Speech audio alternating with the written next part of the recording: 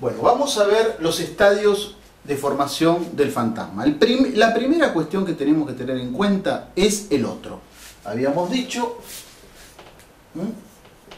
el otro, habíamos dicho que en otras de las clases que el problema con este objeto es que es mitad del otro y mitad del sujeto. El problema en clínica, porque el sujeto viene a consultar por un goce en función de este objeto, pero a su vez no querrá desprenderse tan fácilmente porque es del otro. Entonces, en la primera cuestión tenemos el otro que posibilita el recorte de las zonas erógenas, ¿no? El otro que va a libidinizar.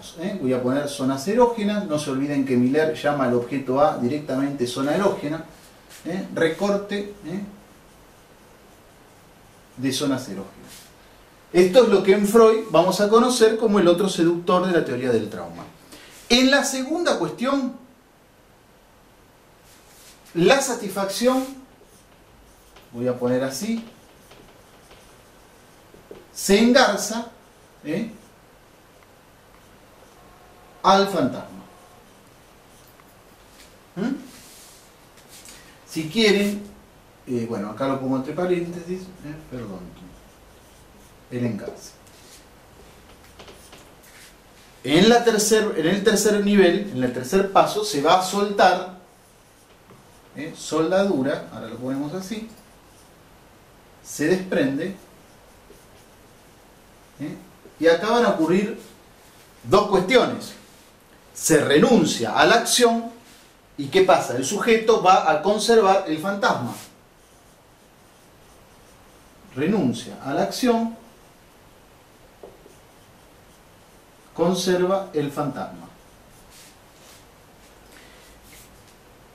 Y en el último de los puntos, en la neurosis, porque lo que estamos hablando es el fantasma neurótico, hay una represión, hay un mecanismo de represión que hace que justamente el fantasma sea el estadio previo a la formación del síntoma. Porque si no, acá aparece el síntoma neurótico, que también podríamos decir el ataque histérico, como habíamos leído antes. Porque si no, ¿qué pasa?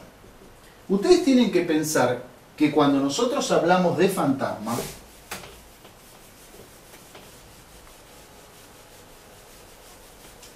corto otra vez.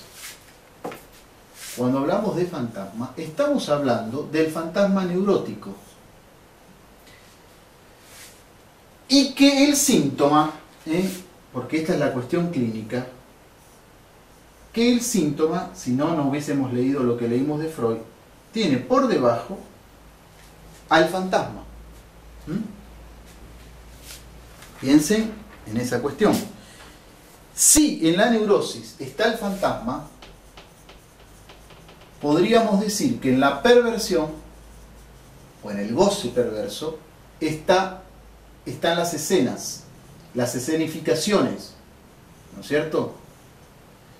Y en la psicosis, y acá hay analistas que creen directamente que en la psicosis no hay fantasmas. Bueno, yo no creo eso, sobre todo en la paranoia, pucha, si hay un fantasma. Acá justamente podríamos tener la queja paranoica.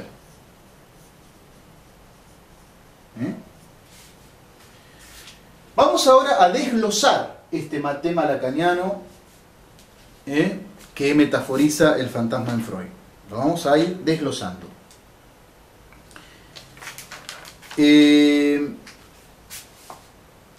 tenemos en esta fórmula? La ventana, como ya lo habíamos dicho antes, es lo que le va a dar el marco al fantasma. Estas son las ventanas del fantasma.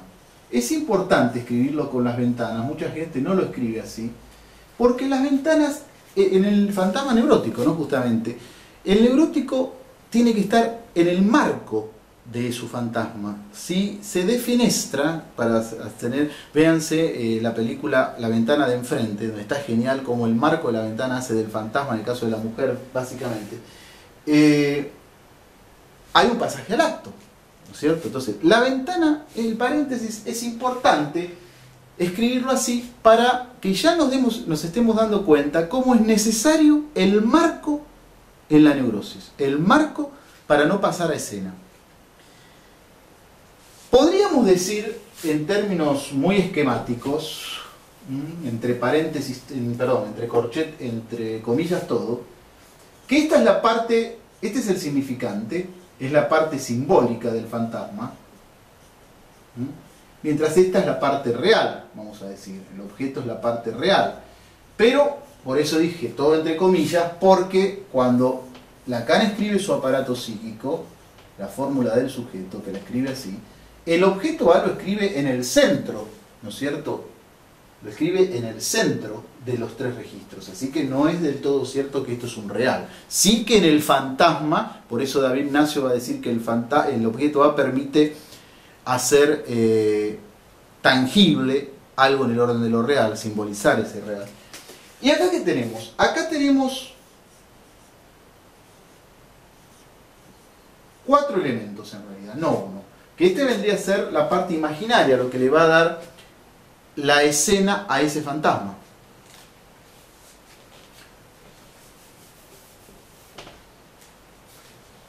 En principio tenemos la conjunción y la disyunción entre el sujeto y el objeto,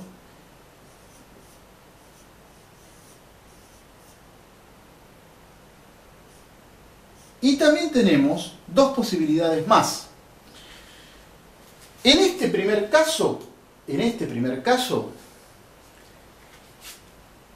hay una parte del cuerpo que está cedido, mientras que en este segundo caso, el objeto se come al sujeto, ¿no? Cuando el sujeto es menor que el A, mientras que acá es mayor. Entonces, en este segundo caso, el sujeto es tragado por este objeto, por ejemplo, en el suicidio.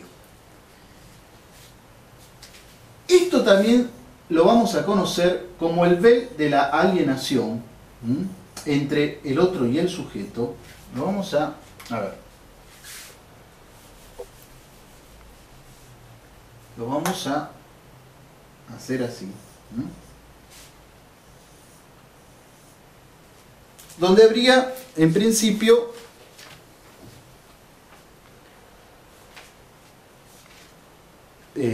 dos movimientos, por decirlo así. El movimiento de alienación, que es este primero, el movimiento donde hay un fading, por la acción del A, hay un eclipse, una caída del sujeto, y por el otro, el movimiento de separación. Los dos movimientos que reconocemos en Freud. El movimiento de separación, el de alienación y el de separación hacen el recorrido de este vel de alienación, que esto lo vamos a encontrar en el seminario 11 de Lacan, en los 4 conceptos.